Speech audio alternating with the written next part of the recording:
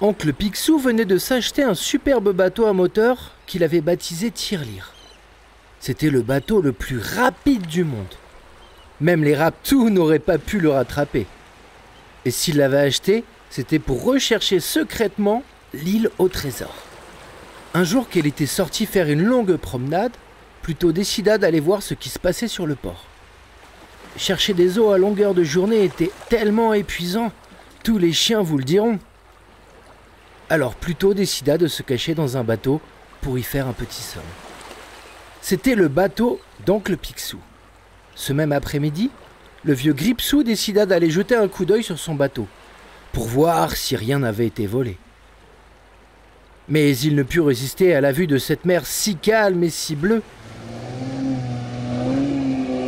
Il mit le moteur en marche et le bateau s'élança sur les flots. Oncle Picsou, qui conduisait comme un fou, faillit heurter un paquebot. Puis il se dirigea tout droit sur un autre bateau. Il fit une embardée au dernier moment, passant à un doigt du bateau.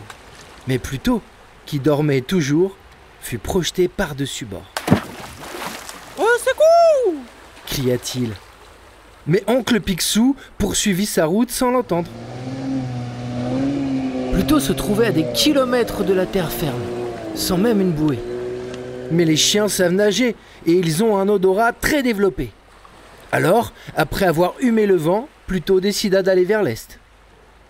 Un peu plus tard, il aperçut une île. C'était une toute petite île, avec seulement un palmier.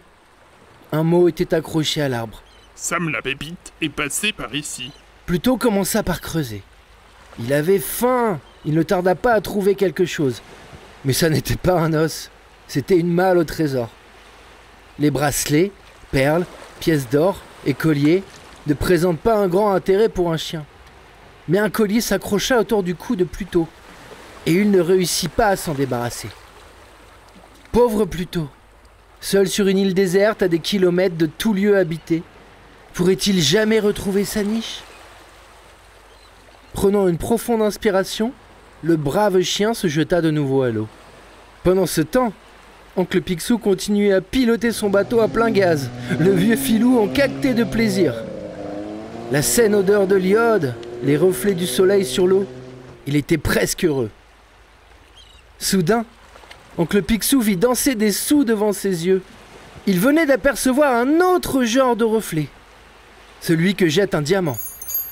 Il ne lui fallait que quelques secondes pour amener son bateau près de Pluto, qui était épuisé. Il le tira à bord. Où as-tu trouvé ce collier de diamants, Pluto ? Demanda Picsou, avec avidité. Aboya Pluto. Bah, quelle question stupide ! Marmonna Picsou en rebroussant chemin.